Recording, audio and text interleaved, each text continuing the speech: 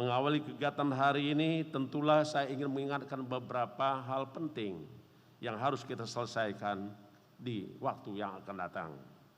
Sekaligus juga momentum yang baik ini akan saya pakai dan gunakan juga untuk menyampaikan beberapa penghargaan maupun apresiasi atas kinerja seluruh insan KPK.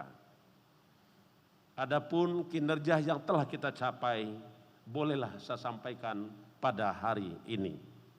Yang pertama, sesuai dengan peraturan pimpinan KPK nomor 11 tahun 2021 tentang sistem akuntabilitas kinerja, seluruh unit telah menyampaikan laporan capaian kinerja dan laporan nilai kinerja organisasi triwulan 1 tahun 2022 tepat pada waktunya. Untuk itu kami menyampaikan terima kasih. Selanjutnya kami perintahkan kinerja seluruh unit kerja bisa ditingkatkan lebih baik lagi di waktu yang akan datang. Karena sesungguhnya kinerja KPK adalah kinerja kita semua. Kinerja institusi adalah andil besar kita semua. Karya besar kita kepada bangsa negara karena peran besar setiap insan KPK.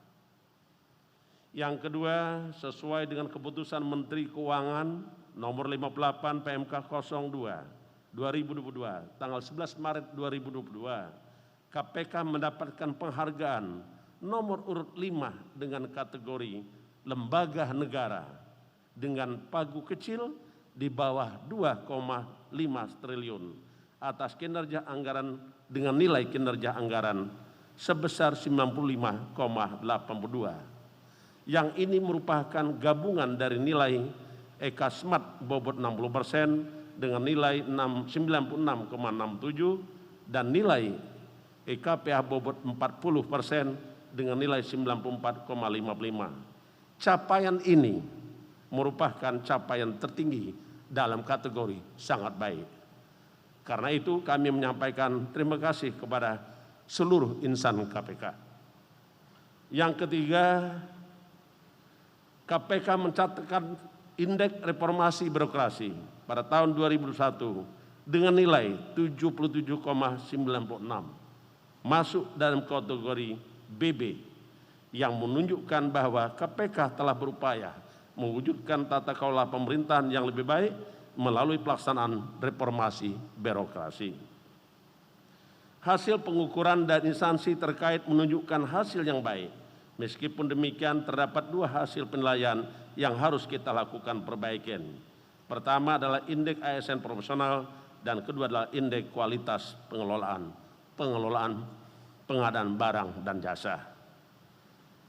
Bapak Ibu sekalian yang saya hormati, saya sungguh tidak berlebihan menyampaikan apresiasi atas kinerja kita semua karena ditunjukkan dari hasil evaluasi atas tingkat akuntabilitas kinerja instansi pemerintah tahun 2001, KPK memperoleh nilai tahun 2001 sebesar 83,34 atau predikat A.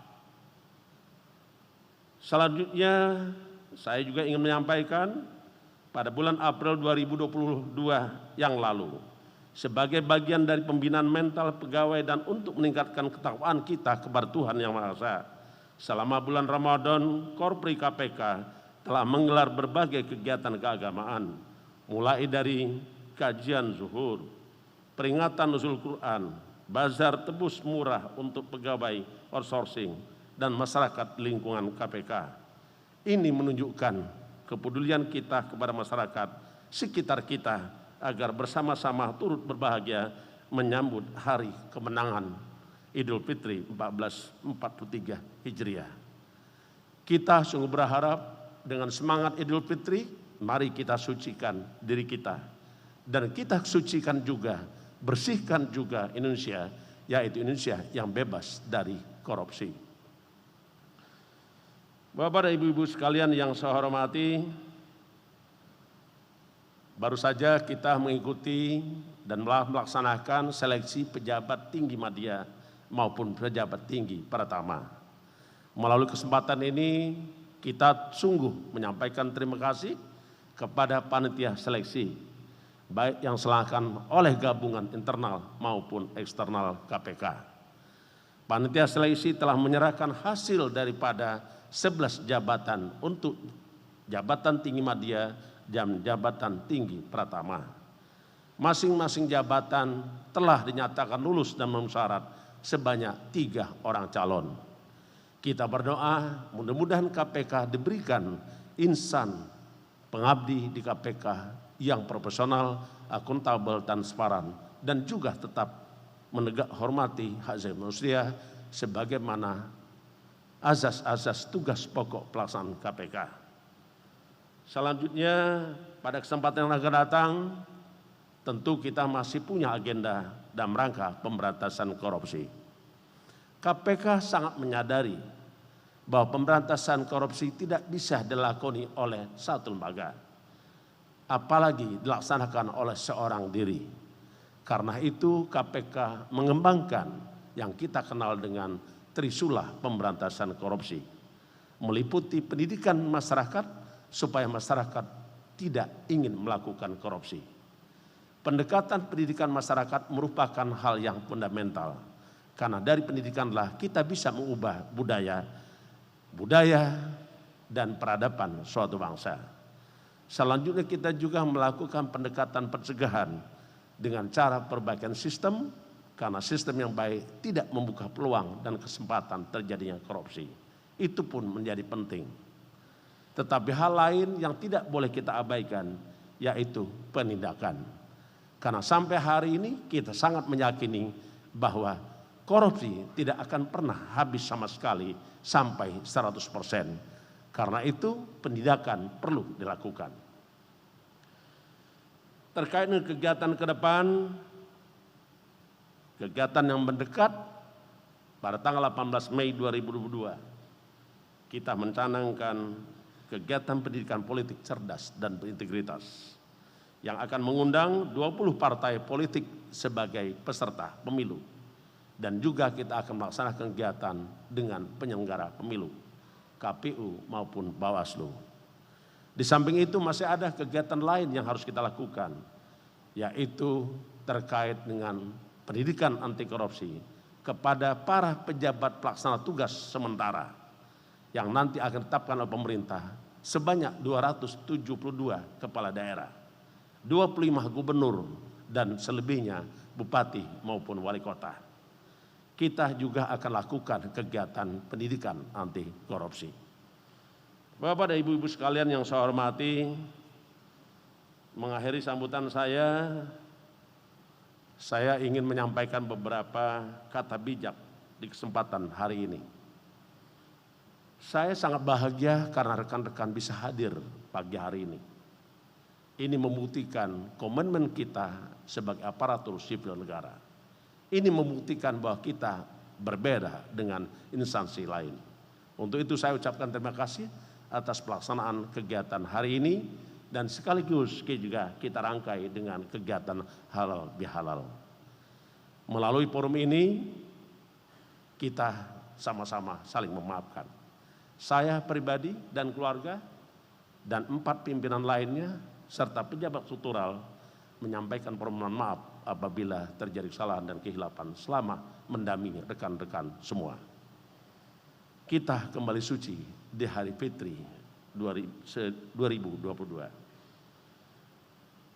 Pesan saya, jaga kesehatan, jaga kebahagiaan. Karena sesungguhnya berbahagia bukan hanya karena segala sesuatu ada. Bukan karena segala sesuatu itu dalam keadaan baik. Tetapi yang penting adalah berbahagia karena kita mampu melihat hal baik dan yang ada dari segala sesuatu yang ada. Berbahagialah bukan karena Anda sehat, tetapi bahagia itu akan membuat Anda menjadi sehat. Jadi saya titip, hilangkan pikiran dan beban supaya kita tetap sehat. Yang masih bisa olahraga, silakan olahraga. Karena itu yang akan membuat kita sehat. Jauhkan pikiran-pikiran yang menjadi beban kita. Kita punya teman, kita punya kolega. Kalau ada masalah, silahkan dibicarakan dengan teman kolega. pimpinan, baik itu direktur, kepala biro, kabag, deputi, sampaikan. Jangan simpan penderitaan kita yang akhirnya kita harus menghadapi itu sendiri. Kita satu keluarga, mari kita selesaikan persoalan-persoalan yang menimpa diri kita. Terakhir, ketika kehidupan memberimu 100 alasan untuk menangis, maka saya meminta, tunjukkanlah bahwa kamu punya 1000 alasan untuk bahagia. Saya ulangi, ketika kehidupan memberimu 100 alasan untuk menangis, maka tunjukkanlah bahwa kamu punya 1000 alasan untuk bahagia. Bahagia membuat kita sehat, bukan sehat membuat kita bahagia. Terima kasih.